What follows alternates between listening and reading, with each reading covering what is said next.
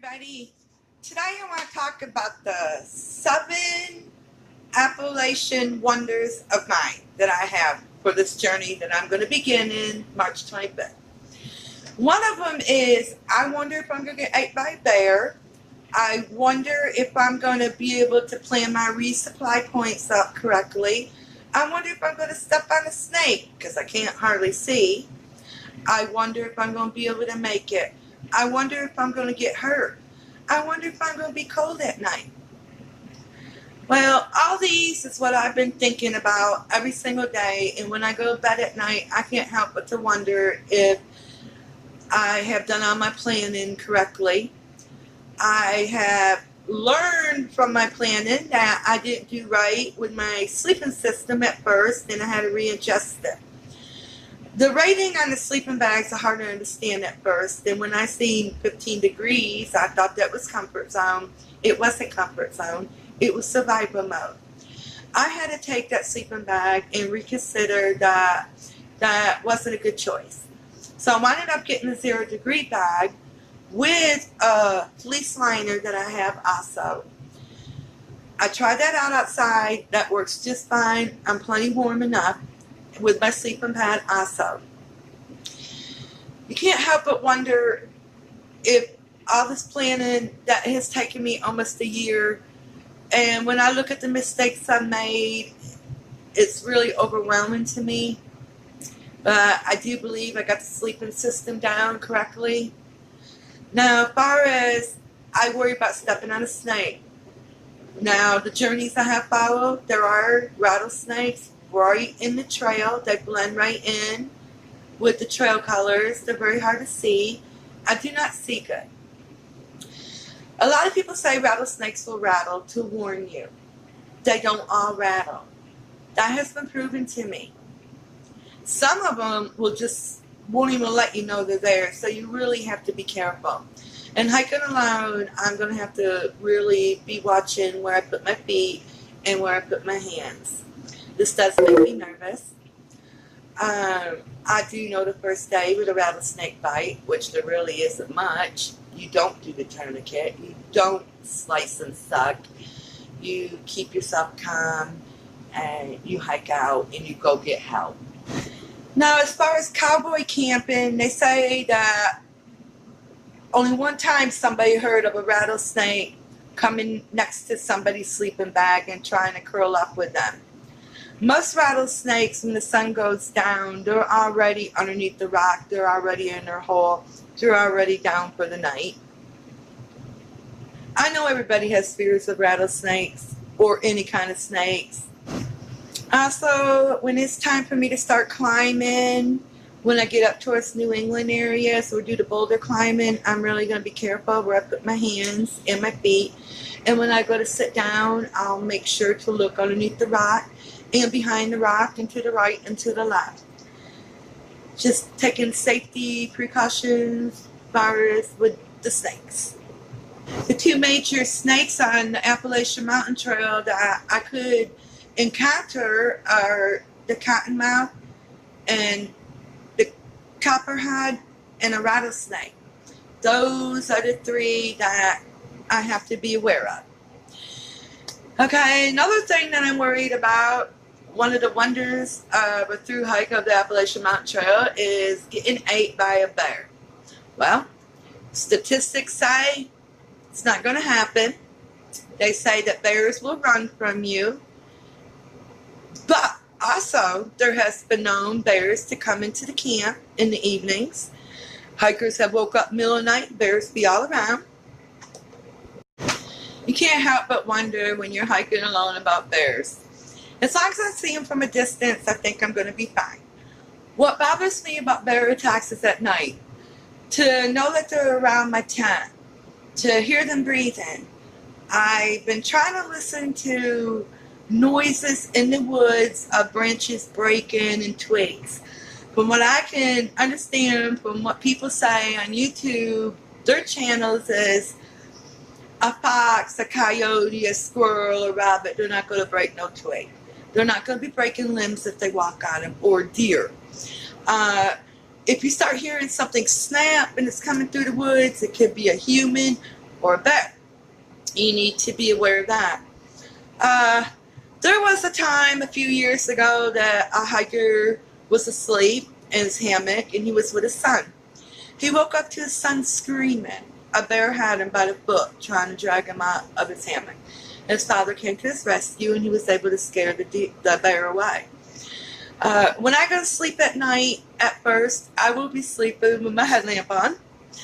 I will have my taser right here in my hand, a pepper spray probably in my other hand, and then I'm going to have my knife probably right beside me until I feel safe. I don't know what I think I'm going to do if a bear tries to come in, but I will definitely try to defend myself. They say the safety precautions to take with a bear is when you go to eat, set up and cook your food mile and a half before you set up your tent site. That's what I will be doing. I will have no food in my tent. I don't want no smell around my tent at all. When I hang my bear bag, I will have anything with any kind of smell on it in my bear bag also.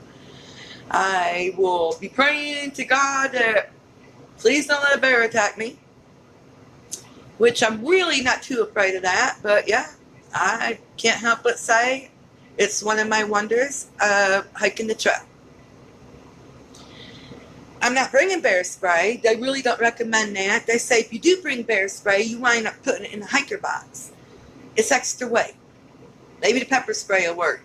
Probably not, but they say if you come across a bear, a black bear, there's no grizzlies on the Appalachian Mountain Trail, to use a stern voice and be like, no bear, go away bear, make yourself big, open up your jacket, wave your hands, put your trekking poles up in the air, and stand your ground. They have been known to bluff charge you. Whatever you do, don't run, don't turn your back and go away. It sets the instincts off for them to chase you, and that's what they're going to do. They're going to chase you. Then you probably don't stand a chance. If it does come after you, fight. Fight with everything you got. The best thing to do is not hike alone, really. But in some cases, that's impossible. Another 7 wonder of the Appalachian Mountain hike with me is, will I make it? I don't know if I'll make it, but I'm going to give it all I got. Only 20% make this hike. The thing that bothers me, the 7 wonders of the AT, is only 20% make it. Will I be a 20%er? Will I be able to make it? It scares me to know that I have planned this journey for a little over a year, and to know that I might not be able to complete it kind of does bother me a little bit. But also to know that I am trying. If I just sit home and wonder if I can make it, I'm never going to know if I can or not. If I don't complete it, I still get to experience some of the journey, and the experiences that I'm going to go through will help me grow in one way or the other. I really feel I have a good chance of completing this trail for the reason why I want to do it. To be able to say that I hiked the 2,200-mile footpath through 14 states, didn't get lost or ate by a bear or stepped on a snake and didn't starve to death and I didn't freeze, that right there would be a major achievement for me. It will make me happy to know that my family will be happy to know that I completed a bucket list. Another thing that bothers me, I worry about, am I not going to be able to make it because I fall or I get hurt? That's another wonder. Wonder if I'll get hurt. Wonder if I'll twist my ankle. Wonder if I'll slip on wet rocks. Which I come to the conclusion, if the rocks are really bad and they're steep and they're wet, I'm going on my butt. I'm sitting down and I'm sliding down that. I don't want to take a chance of twisting. People have twisted their ankles by filming a journey, not paying attention where they put their feet. There's a lot of reasons why you can get off the trail. Your knees could give out.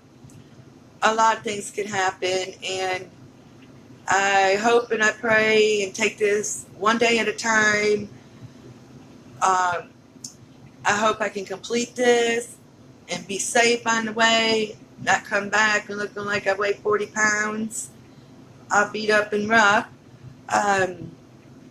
So that is a big wonder for me. And another big wonder of the Appalachian Mountain Trail is planning my resupply points. Hoping that I can plan the timing on my food, hoping that I have enough food to do me.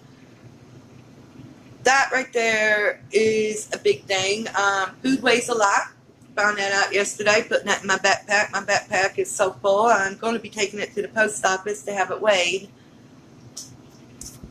I'm guessing probably 16 pounds altogether right now. No water in it yet.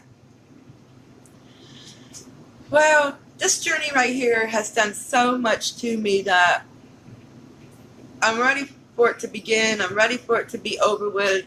I really can't focus on anything. All these things I'm talking to you about is things that I think about daily. Very important stuff. Very important to think about it. And if I wasn't thinking so hard about it, I wouldn't even know to, hey, man, this gear's not going to work because my sleeping system. So, the wonder that I wonder about the trail is, am I going to get lost? They say you can't. They say there's 125,000 places you can follow, and a monkey can follow them.